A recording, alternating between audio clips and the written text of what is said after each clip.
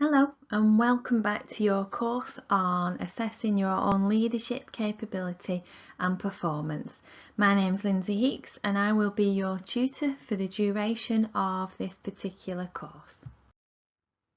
In this video, we'll be looking at the difference between leadership and management. Before we move on though, let's have a quick review of what we've already achieved. Okay, so in video 1 we looked at the content of this particular course and we discussed how you can study this unit formally to achieve an ILM qualification or informally for your own development.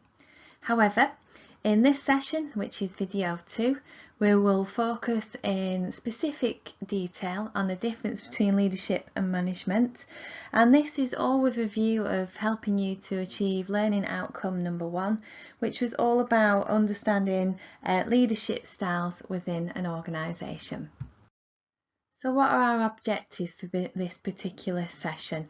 Well, there is just one objective for this session, which is for you to be able to describe and explain the difference between leadership and management.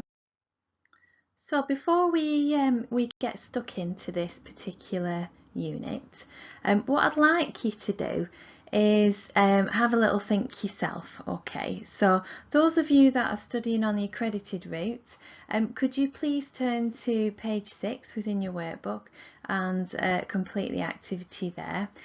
Those of you that are doing non-accredited, what I'd like you to do is take 5 minutes, okay, and have a think about what leaders do and what managers do. Okay, so create your own definition as to what you believe a leader is and what you believe a manager is, and within that I want you to explain what you believe the difference to be. Okay, so pause me for approximately 5 minutes, 10 minutes, whatever it takes. Okay, and when you've completed your particular tasks, press play again, and then I'll be happy to carry on talking to you. So let's focus on management now. Okay, so within management, one of the first schools, if you like, of thinking was the classical school of thinking, and within the classical school, a definition was made of management being very task focused, and a French chap, Henry Fayol, came up with 5 particular functions of management, and those being to plan, so in other words to look ahead, to organise, so that for example means looking at the resources required, to command, so dictating what needs to be done, to control, to inspect and provide feedback on the quality of the work, and to coordinate, so that is coordinating the resources according to what's required to be done. Okay, so what are your thoughts? How does your definition compare to the classical school of thinking? So take a minute, make sure that you have compared against what you've got down against what the classical definition is. So some other thoughts to consider is that aptly consider getting things done through other people. So management is about getting things done through other people. And another definition for you to consider is that managers do things right. So let's look at leadership now. Okay, so one of the leading theorists within leadership and management is a chap called John Cotter, and he defines leadership as what the future should look like.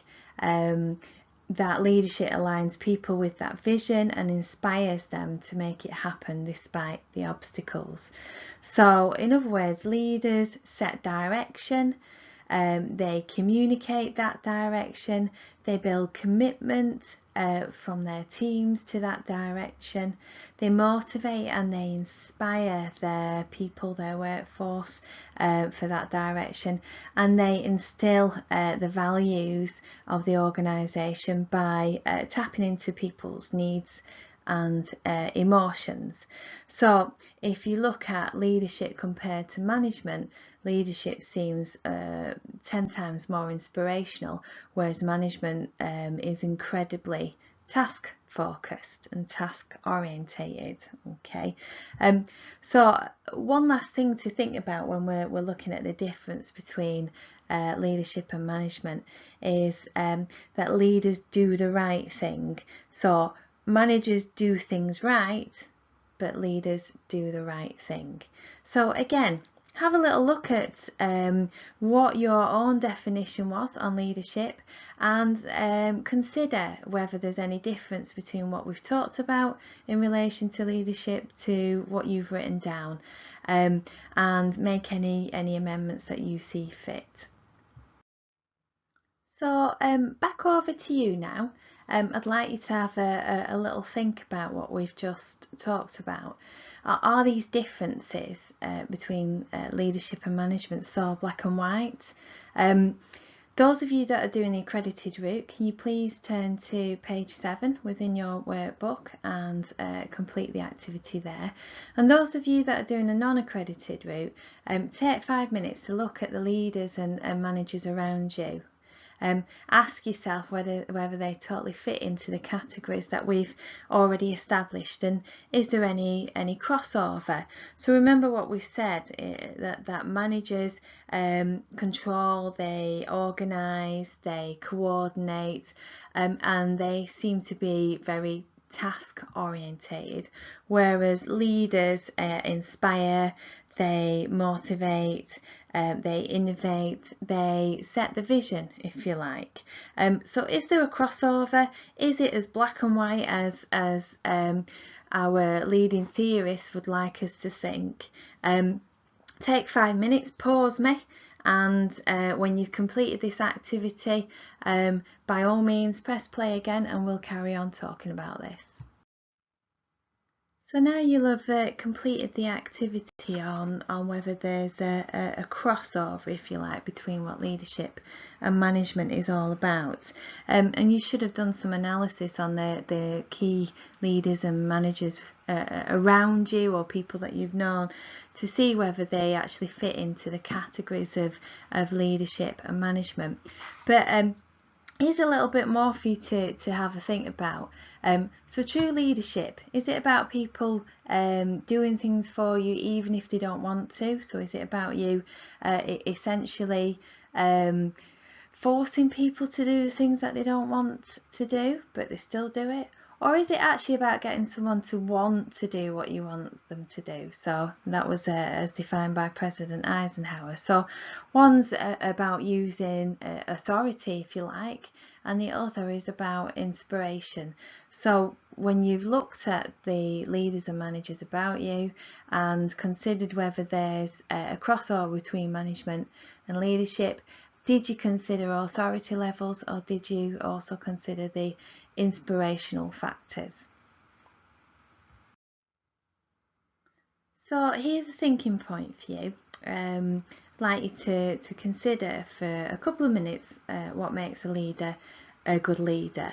Are there any terms that you can come up with that you believe are associated with effective leadership? Okay, so some of the terms that you might come up with are things like positive influence, being persuasive, strong characteristics. So this might look like that they're confident, they're conversational, that they have personal qualities that you can relate to. So do they have strong interpersonal skills, high emotional intelligence, and also how are their behaviours, their leadership behaviours, if you like. You know, do they illustrate, do they model their values, do they display integrity, their decision making, is it linked and is it based on the needs of the organisation? So just a bit of a thinking point for you in terms of, you know, considering what you believe makes an effective leader. So back over to you now. Okay, so what I'd like you to do is to identify the key responsibility of the leader. Okay, so those of you that are completing the accredited route, can you please turn to page 9 within your workbook and complete the activity there. Those of you that are doing a non-accredited route, can you take 5 minutes and identify a number of key responsibilities of the leadership role. Once you've done that, I'd like you to ensure you've considered what the top 3 most important items are and made a note of why you believe those to be the most important. So pause me. Again, 5 minutes, 10 minutes, whatever it takes, and once you've completed this activity, then click play and we'll carry on going through this particular session. So you should now have identified the key responsibilities of the leadership role. So I want you to compare my answers to your answers, and let's see if there's any sort of comparison, any similarities. Okay, so taking responsibility would be one of the key elements of the leadership role. Contributing or even setting the overall vision and goals for the organisation. Communicating the overall vision and goal and doing that effectively. Stimulating innovation and enterprise, so in other words, providing a culture within the organisation where people are allowed to generate new ideas in a safe environment. To support and to develop, so provide again a culture that allows teams and individuals to develop their skill sets, and the culture is supportive of that. The leader should represent the team and should also feedback on their experiences and viewpoints. And last but not least, the leader is essentially the change manager within the organisation. So how does that compare to the list that you wrote? Is there anything that I've talked about that perhaps you haven't included, or is there more that you've included that you believe is absolutely relevant to the leadership role? I think also one of the key attributes of effective leaders is that they can pick themselves up when things perhaps haven't gone so well, which is why I've included this particular quote, because I think it's really relevant. So men's best successes come after their disappointments, and that for me means that when things have hit rock bottom, as long as you persevere and carry on trying, it's highly likely that success will come to you with that effort that you put in. So I especially like this, especially with in relation to leadership. And if you look at the likes of sort of Richard Branson, Alan Sugar and so forth, you can see that they have never always had it easy. They've always worked incredibly hard, and as a result they have achieved what they set out to achieve. So over to you again. There's another activity here that I'd like you to complete, and this activity is about comparing your sort of key attributes, if you like, against the list that you'll have devised in terms of assess, if you like, yourself against that list. So if you're doing the accredited route, can you please turn to page 10 in your workbook and complete the self-analysis there. And if you're doing a non-accredited route, score yourself against your list and against what we've already discussed. Ensure you identify your own strengths and your own areas for improvement. So within your scoring, score yourself in terms of 1 to 10, 1 being very low, 10 being high, and be very sort of honest with yourself, because obviously from this you'll never be able to improve unless you truly understand your current ability. Okay, so you'll now have done the little activity where you've analysed yourself against the key responsibilities of the leadership role. So whether that's from the responsibilities you've established yourself, or if you're doing the accredited route, whether it's from the key responsibilities that are established within your workbook, okay?